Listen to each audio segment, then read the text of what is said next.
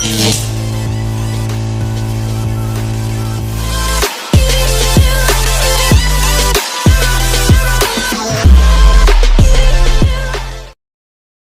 dari kelas 10 Perhotelan akan menampilkan sebuah drama yang berjudul Sidang BPUPKI 1 dan 2.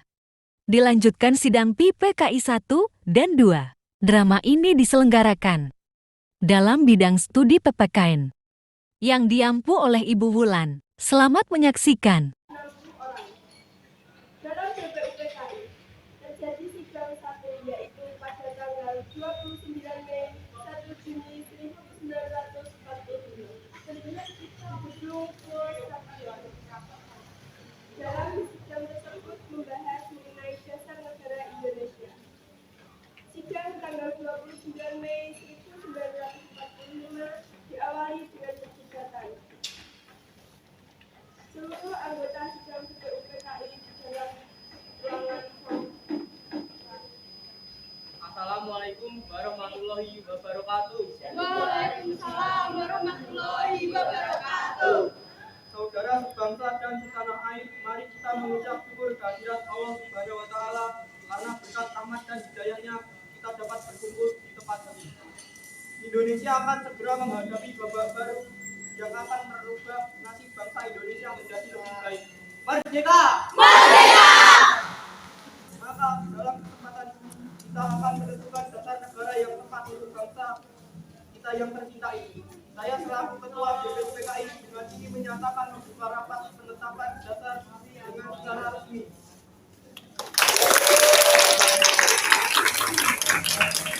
Saudara-saudara sekalian, kita memang punya tujuan yang sama. Namun jika Anda hanya berbicara di dalam kelompok itu hanya percuma. Jadi sampaikanlah usulan kalian di depan forum. Saya memiliki usulan. Indonesia merupakan negara yang kaya akan tradisi dan budaya. Jadi saya harapkan kita bisa mempunyai dasar negara yang mampu mewakili keberagaman yang ada di Indonesia. Saya setuju. Memang seharusnya Indonesia memiliki ideologi yang mampu mempersatukan seluruh pihak. Saudara-saudara, saya telah mendengarkan beberapa usulan saudara sekalian. Saya telah menyimpulkan apa dasar yang cocok untuk negara tercinta kita. Dalam sidang hari ini, saya mengajukan usulan mengenai dasar negara yang berwujud tulisan maupun dalam bentuk lisan. Berikut rumusan secara lisan. 1. Beri kebangsaan. 2. Beri kemanusiaan. 3. Beri ketuhanan. 4. Beri kerakyatan. 5. Beri kesejahteraan rakyat. Secara tertulis. 1. Tuhanan yang Maha Esa. 2. Kebangsaan Persatuan Indonesia. 3. Rasa kemanusiaan yang adil dan beradab. 4. Kerakyatan yang dipimpin oleh hikmat kebijaksanaan dalam permusyawaratan perwakilan. 5. Keadilan sosial bagi seluruh rakyat Indonesia. Bu, saya akui pendapatku sangat luar biasa. Tapi Bu harus ingat, Indonesia memiliki mayoritas penduduknya beragama Islam. Jadi, dasar negara kita harus berdasarkan Islam. Betul, Bu. Seharusnya Islam lebih diutamakan dalam negara ini. Allahu Akbar. Apa Tuhan tidak mendengarkan pernyataan dari Tuan Abdul Salim? Kita membutuhkan dasar negara yang menyeluruh, bukan kelompok Anda saja.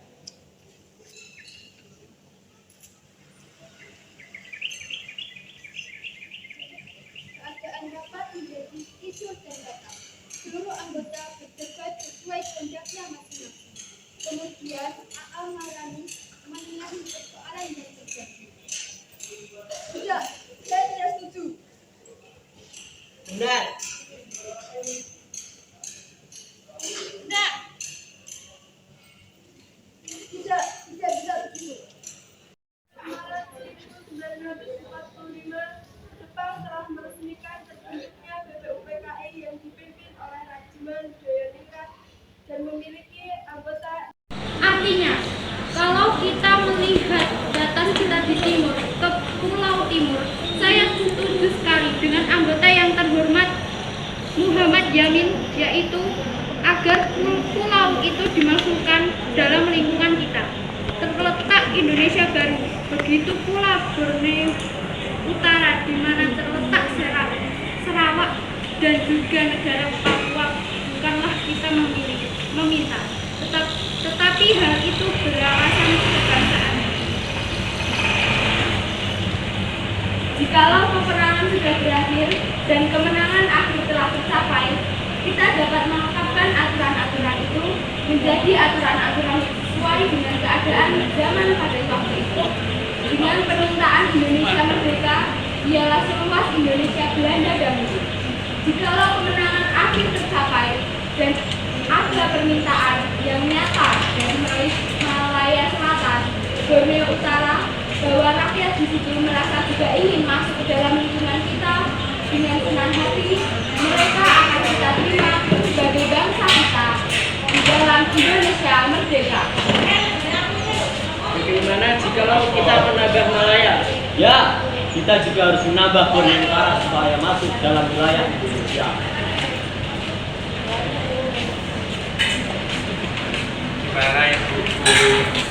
Saya akan menambahkan Papua supaya masuk ke dalam wilayah Indonesia.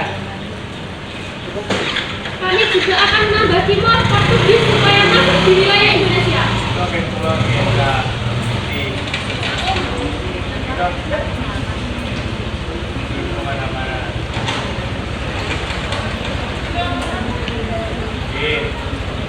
Kami mengusulkan untuk pulau-pulau di sekitarnya dapat dimasukkan ke dalam wilayah ini. Mahasiswa Tuan Kedua, Undang-Undang Dasar Negara manapun tidak dapat dimengerti sungguh-sungguh. Maksudnya, Undang-Undang Dasar dari suatu negara, kita harus mempelajari juga bagaimana harus diketahui keterangan-keterangannya dan juga harus diketahui dalam suasana apa teks itu dibikin. Dengan demikian, kita dapat mengerti apa maksudnya. Undang-undang yang kita pelajari adalah pikiran apa yang menjadi dasar undang-undang itu. Oleh karena itu, segala pembicaraan dalam bidang ini yang mengenai rancangan-rancangan undang-undang dasar ini sangat penting. Oleh karena segala pembicaraan ini menjadi material, menjadi bahan yang historis, bahan interpretasi untuk menerangkan apa yang maksudnya undang-undang dasar ini. Naskah undang-undang akhirnya diterima dengan bulat pada sidang BPUPKI tanggal 16 Juli 1940.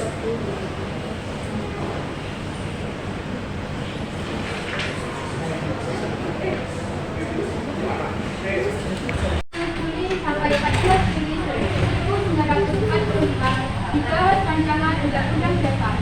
Setelah selesai dibahas, maka pembentukan BPUPKI telah selesai. Tanggal 6 Agustus 1945 terputus menyebabkan korban korban berjatuhan di mana-mana. Tanggal 7 Agustus 1945 BPUPKI dibubarkan dan diganti dengan PPKI dengan alasan sudah tugas BPUPKI. Tanggal 9 April 1945 dibuka kembali menjadi bom atom oleh Amerika, tepatnya di kota Nagasaki. Hal ini membuat berbagai kewalahan. Setelah peristiwa pembukaan, dua tokoh Indonesia I.M. Soekarno, D.S. Muhammad Hatta, dan J.R. Rajiman Pedro Sindingrat dipanggil oleh Marsekal Terauti di darat Vietnam. Di darat Vietnam, Jenderal Terauti memberikan 3 keputusan, yaitu disetujuinya pembentukan PPKI, pengangkatan Insinyur Soekarno sebagai Ketua PPKI dan J.R.S. Muhammad Hatta sebagai Wakil PPKI, serta untuk mendiskusikan keputusan Jepang. Halo, selamat pagi Bung Karno. Maaf, siapa? Saya Jenderal Komdip Panglima Jepang. Bisa kita membuat pertemuan antara saya, Anda, Bung Hatta, dan Bung Rajiman untuk membicarakan kemerdekaan bangsa Indonesia? Baiklah, kami akan berangkat nanti. Baiklah, jika begitu terima kasih Bung. Insinyur Soekarno membicarakan undangan Terauti kepada Bung Hatta dan Rajiman. Selamat pagi, Bung.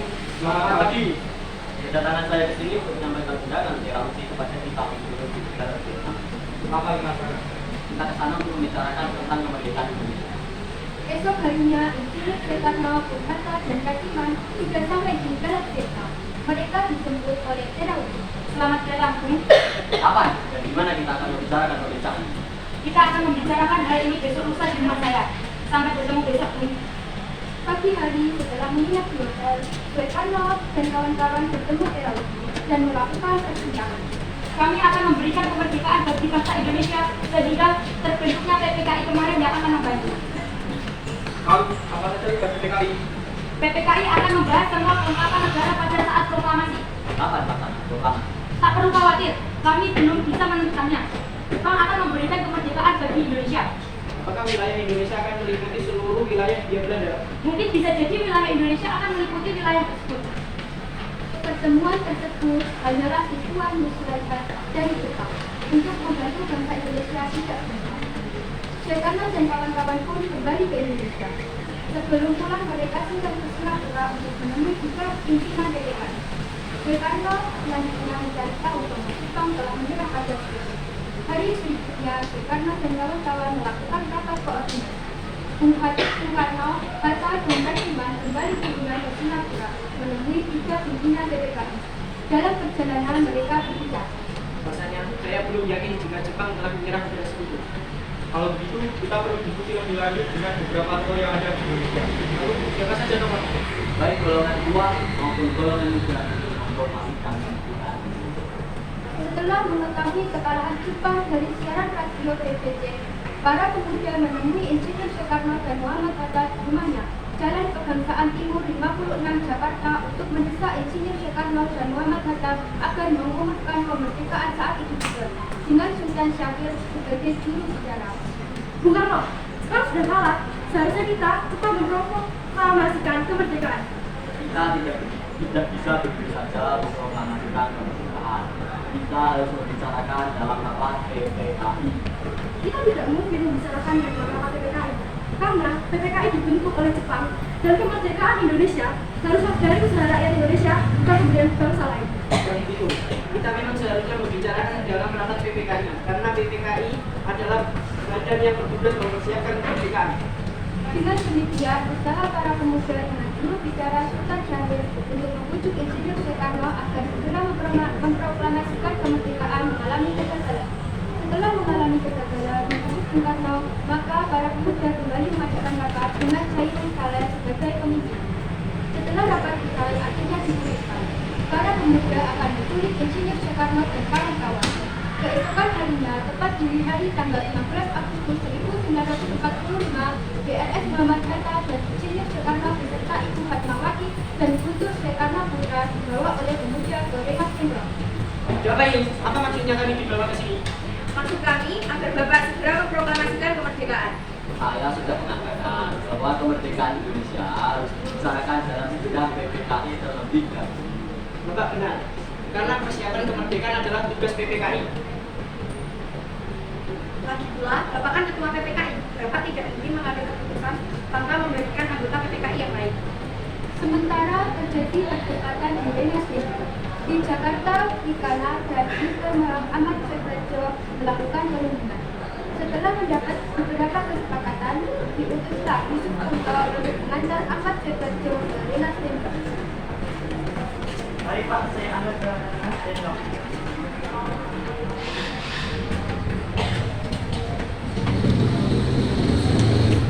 Ayo kita segera ke sana. Saya rasa di sana masih terjadi perdebatan yang sengit. Mari Pak, kita segera berangkat.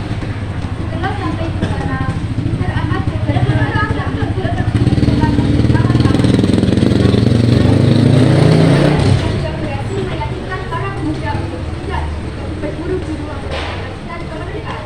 Sekitar pukul 23 Oktober, Insinyur Soekarno sampai di Jakarta untuk saat pulang ke tempat masing-masing, lalu langsung menuju rumah Laksamana Maeda untuk merumuskan naskah proklamasi. Silakan masuk Bapak-bapak. Tunggu dulu, bagaimana mungkin kita akan merumuskan suatu teks proklamasi di rumah seorang Laksamana Jepang? Tenanglah, silakan masuk semua. Saya menjamin selama berada di rumah saya, Anda semakin sekalian akan terjamin keselamatannya.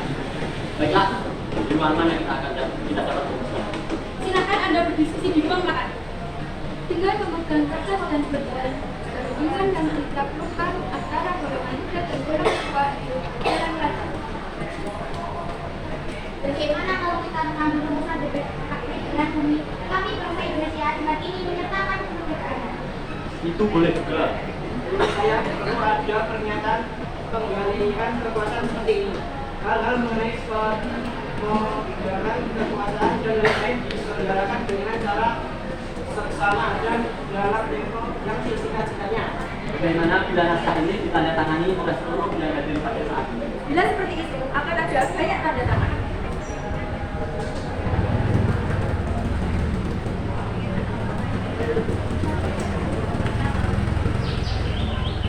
Bagaimana bila Pak Karno saja yang menandatangani? Benarkah Hatta tidak? Begini saja, lebih baik Pak Karno dan Pak Hatta yang menandatangani menyatakan nama. Jadi kamu bagus, saya setuju. Begini saja, lebih baik Pak Karno dan Pak Hatta yang menandatangani menyatakan nama dan file. Sekali dikit, tetapi harus ada beberapa perbedaan. Ketika suatu badan besar sebagai atas nama tertentu dan ternyata berdasarkan hukum yang tidak lalu saya kembali menerbitkan surat tersebut dan memberikan sertifikat kepada Insinyur Soekarno untuk ditandatangani. Perumusan tersebut selesai pada Juni hari 11 Agustus 1940. Setelah selesai diketik, hari itu juga pada hari Jumat tanggal 11 Agustus 1945, pembacaan proklamasi kemerdekaan Indonesia akan dilaksanakan di lapangan Bupati. Namun karena alasan keamanan, maka dipindah di kediaman Insinyur Soekarno. Terjadi sedikit perbincangan di antara Soekarno, Fatmawati, Fatih Benjamin dan SBY. Pak, kita membutuhkan bendera merah putih untuk dikibarkan sebagai tanda merdeka suatu bangsa. Ya, saya tahu. Maka saya sudah meminta istri saya untuk menjahitnya. Ya, ini sudah saya sebutkan. Terima kasih ya Bu. Pada tanggal 17 Agustus 1945, di kediaman Insinyur Soekarno, persiapan Mohon maaf ada Bapak Ibu yang sedang ada di kelas. Kami menyampaikan hal informasi untuk siswa khususnya kelas. Proklamasi kami, bangsa Indonesia, dengan ini menyatakan kemerdekaan Indonesia. Hal-hal yang mengenai pemindahan kekuasaan dan lain-lain diselenggarakan dengan cara saksama dan dalam tempo yang sesingkat-singkatnya. Jakarta, hari 17 bulan 8 tahun 5. Atas nama bangsa Indonesia, Soekarno Hatta. Cerita proklamasi menyebar dengan cepat ke seluruh penjuru Jakarta. Setelah itu, teks sampai ke tangan kepala bagian radio Demo, Widen J. F. Bush untuk menyiarkannya. Pada tanggal 18 Agustus, PPKI melakukan sidang yang kedua, dihadiri oleh Insinyur Soekarno, Muhammad Hatta, Rajima, dan para pemuda. Assalamualaikum warahmatullahi wabarakatuh. Waalaikumsalam warahmatullahi wabarakatuh. Untuk memulai sidang PPKI, mari kita nyanyikan lagu Indonesia Raya.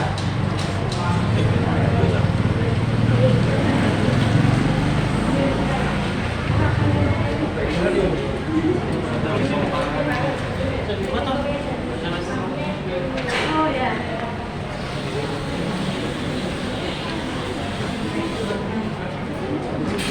Di sini kita akan menetapkan membahas UUD 1945 yang dijadikan sebagai dasar negara memilih presiden dan wakil presiden serta membentuk KNIP untuk membantu pekerjaan presiden sehari-hari. Ya, kami setuju. Sekian pertemuan sidang kali ini. Merdeka! Merdeka! Peristiwa PPKI itu dan peristiwa itu telah mengubah kehidupan peristiwa proklamasi kemerdekaan telah menjadi momentum puncak perjuangan bangsa Indonesia. Oleh karena itu, kita sebagai generasi penerus bangsa harus berprestasi dalam rangka mengisi kemerdekaan tersebut, bukan malah memerdeka. Kita harus menjadi para pejuang tanah air.